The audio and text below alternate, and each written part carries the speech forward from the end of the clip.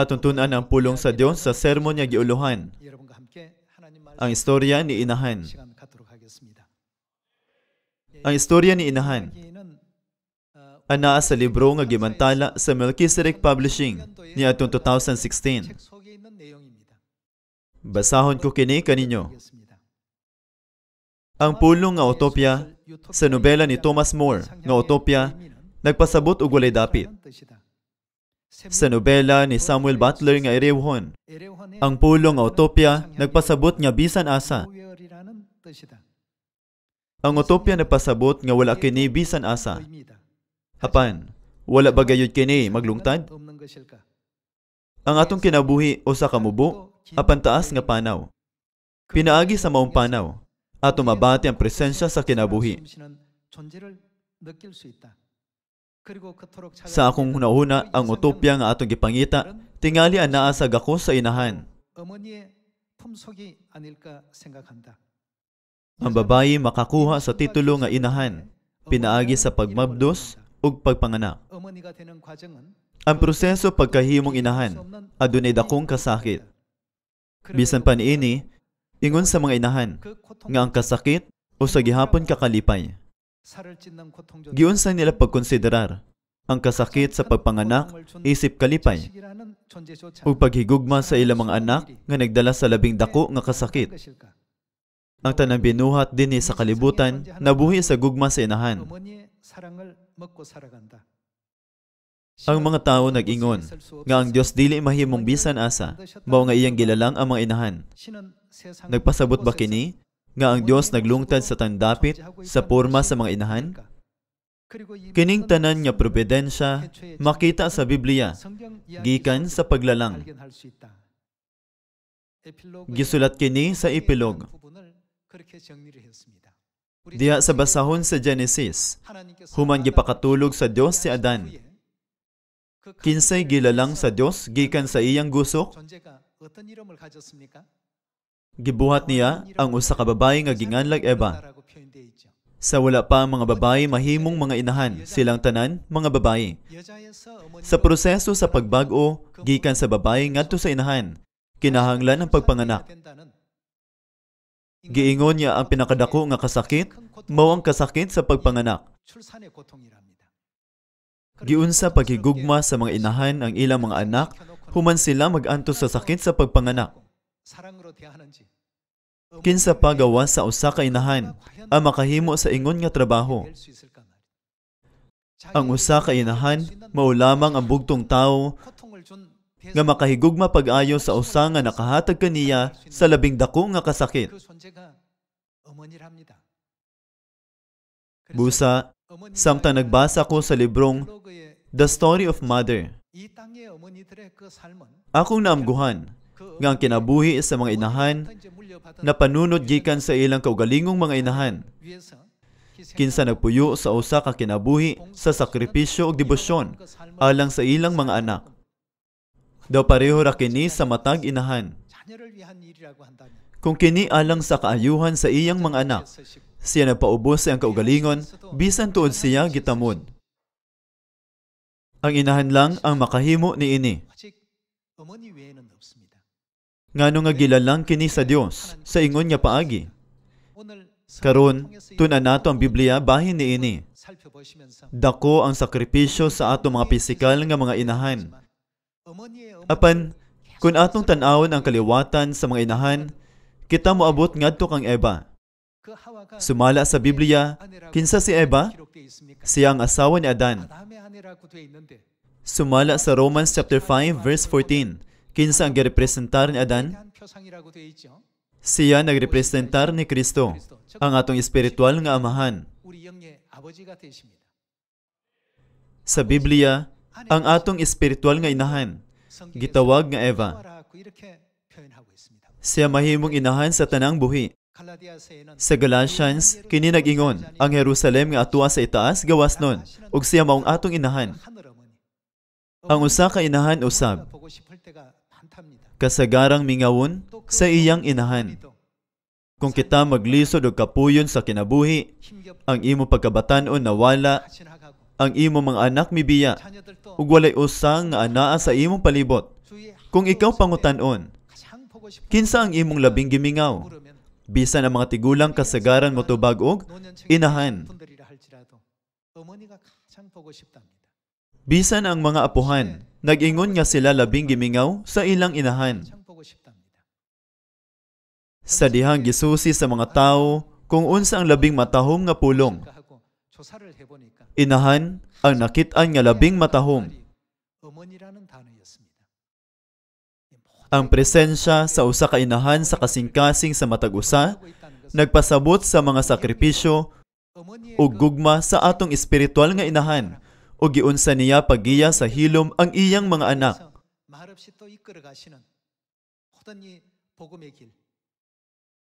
Ang tanang mga butang nagpasabot sa usa ka universal nga pangandoy para sa inahan. Busa karong adlaw, uban sa giuluhan, ang istorya ni inahan. Atong ablihan ang Galatians chapter 4 verse 28.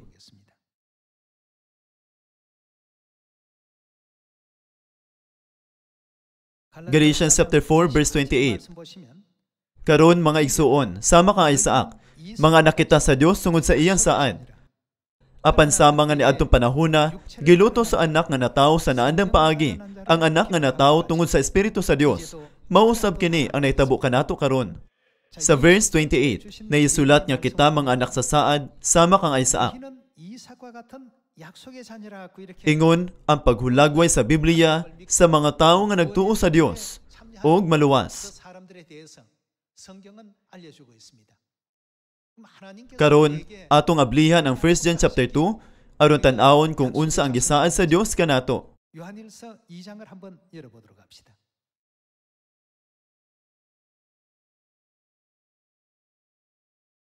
Atong tan-awon ang 1 John chapter 2 verse 25. Ug ang gisaad ni Kristo kanato mao ang unsa ang iyang gisaad kanato? Kinabuhing dayon. Gisaad sa Dios ang kinabuhing walay katapusan alang kanato.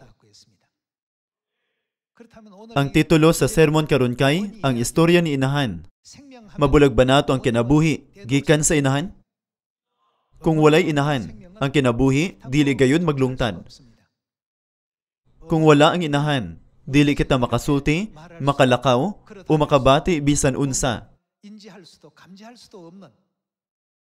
Ato na panunod ang atong DNA, gikan sa atong mga inahan. Adunay kapin sa 60 ka trilyon nga mga cells sa lawas sa tao. Giingon nga ang katunga sa atong mga gene, gikan sa atong amahan, ug ang katunga, gikan sa atong inahan. Apan ang mitochondrial genes lamang sa inahan ang gipasa kanato.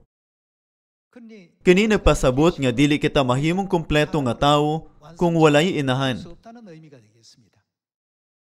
Busa, dili kita makabaton sa kinabuhi nga walay inahan. Atong tan-awon pag-ayo ang kabubuton sa Dios bahin niini. Atong tan-awon ang Revelation chapter 4 verse 11.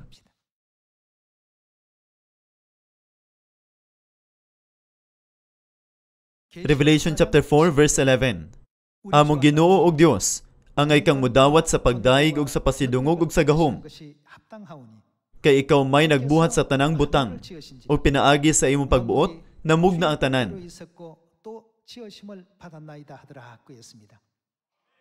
Ang tanang butang gilalang sa Dios. Pinaagi kang kinsang pagbuot mitungha ang tanang butang, pinaagi sa kabubuton sa Dios.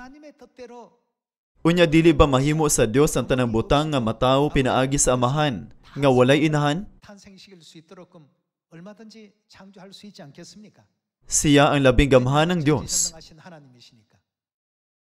Apan, wala niya kini buhata, kundili iyang gihimo ang tanang mga anak nga matawo lamang pinaagi sa usa ka inahan.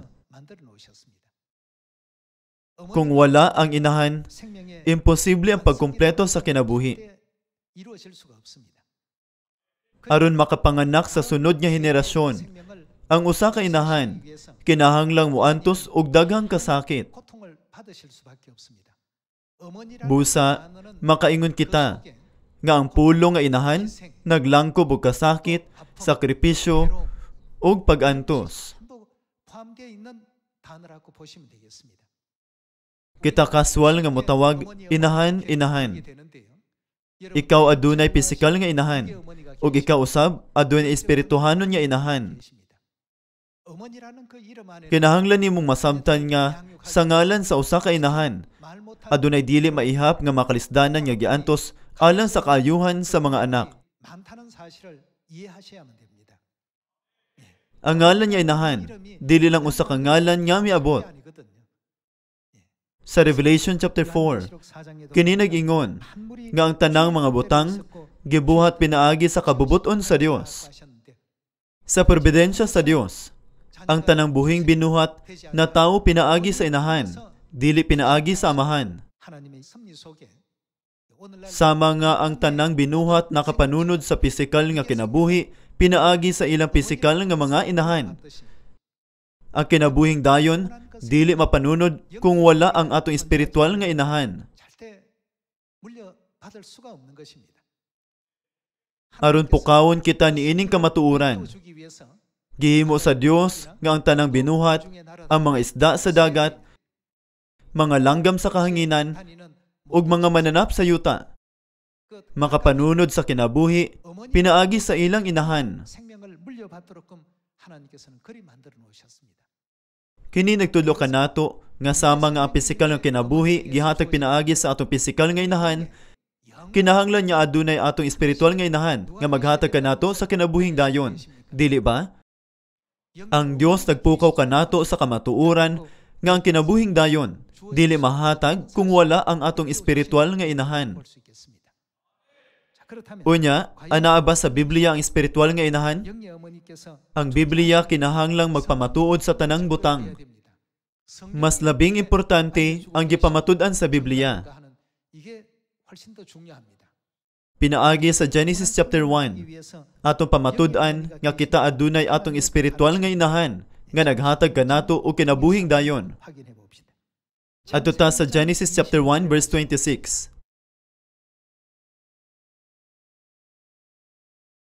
Sa chapter 1, verse 26, kini nag-ingon, unya miingon na usab ang Dios, buhaton nato ang tao sama sa atong dagway. Kung ang Dios amahan ra unta ang naglalang sa tao, siya unta miingon, maghimo ako, imbis nga buhaton nato.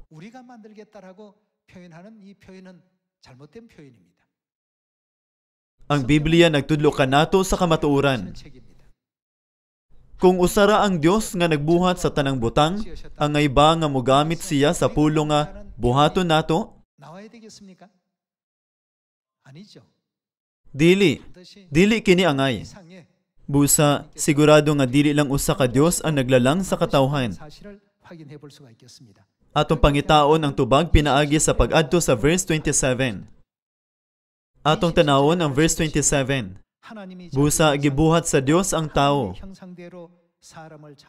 Unsay iyang gibuhat? Lalaki ug babayi. Unya miingon na usab ang Dios, buhaton nato ang tao sama sa atong dagway, ug gibuhat niya ang lalaki ug babayi.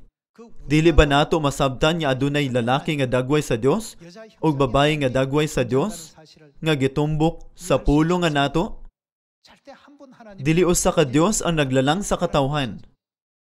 Sulod sa taas nga panahon, gitawag sa katawhan ang lalaki nga dagway sa Dios nga Dios Amahan.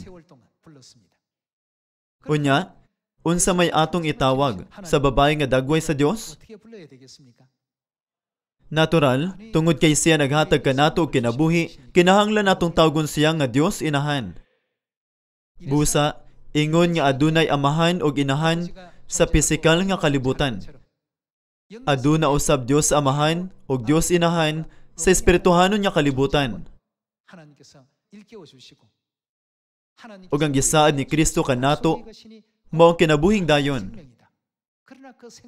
Apan, kana nga kinabuhi gihatag sa katawhan, pinaagi lang sa inahan.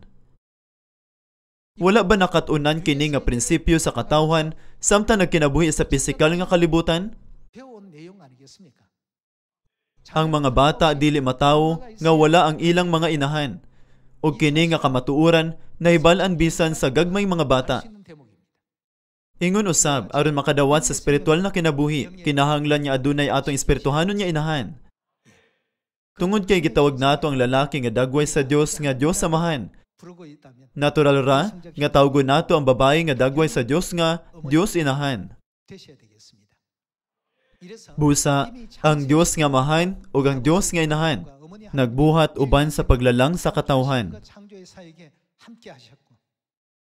Ug usab sa pagbatok sa pagkamapahitason sa katawhan nga nagtukod sa Tore sa Babel. Mao kini ang hinungdan nganong ang pangdaghan nga termino nga Elohim gigamit sa Biblia. Ang rason nga gigamit ang Elohim o sa kapangdaghan nga termino dili tungod kay kulang ang Biblia ug mga pangisahan nga pulo nga nagtumong sa Dios. Dili ba adunay pangisahan nga mga pulo nga Elua ug El? Ang El mao'y usa ka pulo nga gigamit sa pagtumong sa usa ka Dios. Apan, sa tibok Biblia, makita nato nga ang pulo nga Elohim ang gigamit para sa Dios. Kapin sa 2,500 ka beses. Nakasulat kini sa orihinal nga mga teksto sa Biblia nga nagahimo niini nga dili ikalimod bisan pa sa mga scholar sa Biblia. Busa, kung walay inahan, dili makadawat ang katawhan sa saad sa Dios. Unsa ang saad sa Dios? Kini mao ang kinabuhing dayon. Atong nadawat kana nga saad, kinabuhing dayon, aron makabalik sa atong langitong yutang na tawhan. Di ba? Alang ni adtong wala ni ini nga saad, bisag kapila sila moingon, Ginoo, Ginoo, unsay gisulti ni Jesus sa Matthew chapter 7? Wala ako makaila kaninyo, mga makasasala, pahawa kamo. Dili ba kini nahisulat ni ining paagiha? Kung ang amahan o inahan anaa, ang simbahan, makaangkon o kinabuhing dayon, o ang usa ka tawo, mahimong anak sa saad nga makapanunod sa kinabuhing walay katapusan. Mahimo ba kitang mga anak sa saad nga wala si inahan? Imposible kini. Usa ka bakak nga pagtulunan ang pagtuis sa mga pagtulunan sa Dios. Busa, makita nato nga sa usa ka pamilya, ang inahan magaserbisyo sa iyang mga anak ug sa iyang bana. Mao kini ang sugo nga gihimo sa Dios. Dili ba nahisulat nga ang bana mao ang ulo sa asawa? Mga asawa, tahura og sundan ninyo ang inyong bana sa mga nagtahod ug nagsunod kamo sa Ginoo. Mga bana, higugma ang inyong asawa. Mao kini ang pagtulunan sa Biblia bahin sa pagtukod og usa ka matinahuron nga pamilya. Ang Biblia nagtudlo kanato nga kita kinahanglang magatiman sa usag usa. Ang mga amahan o inahan bililhon. Samtang ang inahan adunay taas nga posisyon sa pamilya, ginapaubos niya ang iyang kaugalingon. Nagkinabuhi siya nga murag usa ka sulugoon. Dugang pa ang gugma sa usa ka inahan alang sa iyang mga anak. Mo'y usa ka gene nga gipasa gikan sa inahan sa iyang inahan. Kung atong subayon ang sinugdan, maabot kita sa Genesis chapter 3 verse 20. Atong tanawon ang Genesis chapter 3 verse 20. Chapter 3 verse 20. Ginganlan sa lalaki ang iyang asawa ug Eva, kay siya man unsa ka siya? Ang inahan. Ang pulo nga inahan mugawas dayon. Siya mahimong inahan sa tanang buhi. Sa konklusyon, ang kinabuhi nagsugod kang Eva. Kang kinsa ang asawa sa Eva? Siya, asawa ni Adan. Ug sa Biblia, si Adan nagrepresentar kang Kristo. Atong tanawon ang Romans chapter 5 verse 14.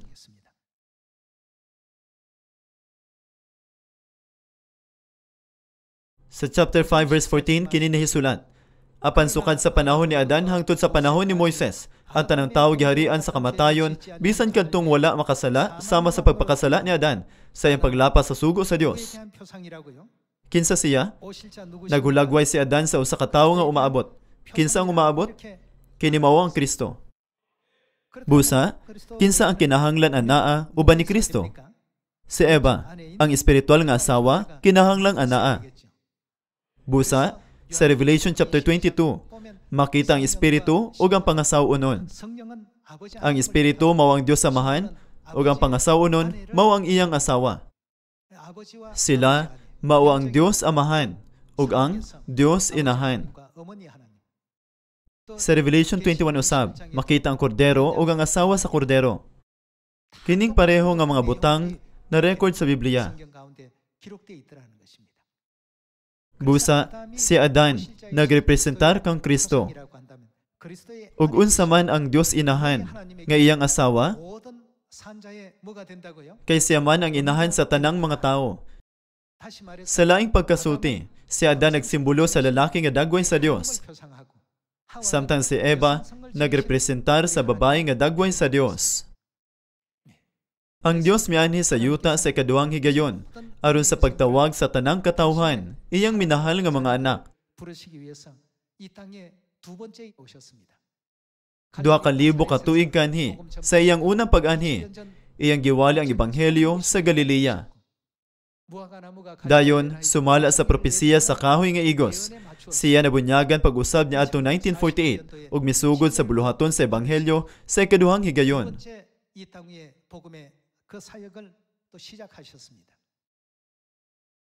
Unya, agig katumanan sa propesiya ni David, mikayab siya sa langit human makompleto ang 37 ka tuig nga ministeryo sa ebanghelyo. Pinaagi ni Apostol Juan sa Revelation chapter 22, iya kitang gipukaw nga ang tanang tao sa kalibutan kinahanglang moila sa Dios inahan ug mobalik kaniya. Aton tan-awon ang Revelation chapter 22 verse 17. Ang espiritu ug ang pangasaonon miingon, dali ngari. Sa laing pagkasulti, sila amahan ug inahan miingon. Unsang ilang giingon? Kang kinsa man ta mobalik? Kinahanglang mobalik kita sa espiritu ug sa pangasaonon. Ang tanang katawhan makakabot sa kahingpitan sa pagtuo kung ilang maamguhan si inahan. Kung kita makaila kang amahan ug inahan, makabalik kita kang amahan ug inahan. Ang espiritu ug ang pangasaonon miingon dali ngari, ug ang tanang nakadungog paing nausab dali ngari. Duol kamong giuhaw ug katong may gusto, inom sa walay bayad nga tubig nga naghatag sa kinabuhi. Ako si Juan, nagpasidaan sa tanang nakabati sa mga propesiya nga ania niining libruha. Akong gipasidan-an ang tanan nga nakadungog sa mga pulong sa Biblia. Ang magdugang niini, dugangan usab sa Dios ang ipahamtang kanila nga mga katalagman nga gisgutan niining libruha. Ug ang magkuha sa mga propesiya nga ania dinhi. Kung naay mokuha, kuhaon usab sa Dios ang iyang bahin sa kahoy nga naghatag sa kinabuhi ug ang iyang bahin sa balaang syudad nga gisgutan dinhi niining libruha. Ang mga pulong sa espiritu ug sa pangasaonon nga nagsuti kanato sa pag-anhi, dili mausab. Ang tanang katawhan kinahanglang mangita kay amahan ug inahan, ug mobalik kay inahan. Diin ang tinuod nga pagtuo matuman. Dili ba gipropesiya sa Isaiah chapter 60 nga tungod sa kahayag ang mga anak nga lalaki moabot gikan sa layong dapit ug ang mga anak nga babae gikugos. Atong pamatud-an kini sa Isaiah chapter 60.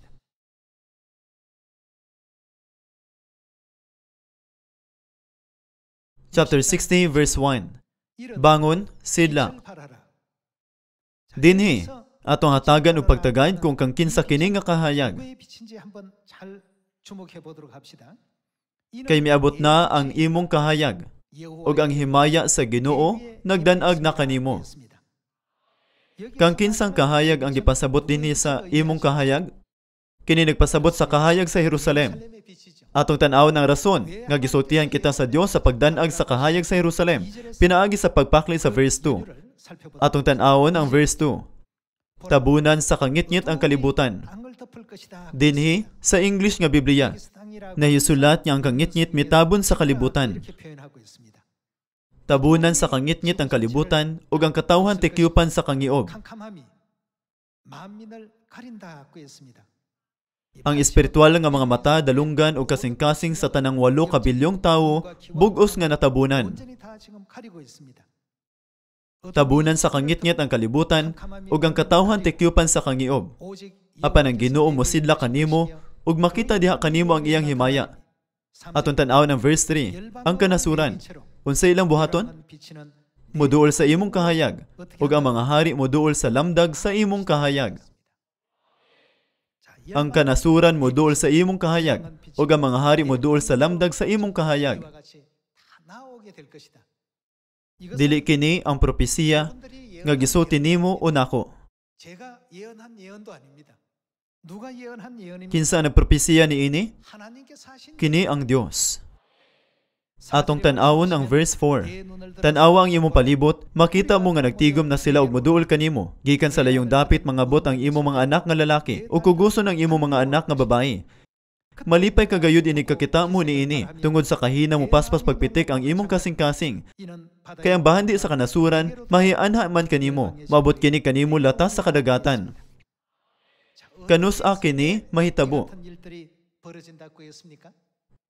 Sa dihang kita magsangyaw, magbantala, ug modan-ag sa kahayag sa himaya sa Jerusalem, ngadto sa tanang kanasuran nga natabunan sa kangitngit.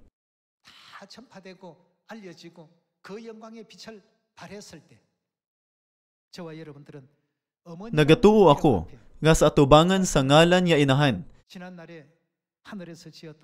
Kita nga mga langit nung anak, makadawat og kapasayloan sa tanang sala nga atong nahimo sa langit ug sa yuta, ug makabalik sa atong langit nung puloy-anan. Ang ngalang inahan, mao'y buhing testamento sa kasakit nga iyang giantos, aron matagan kitag kinabuhi.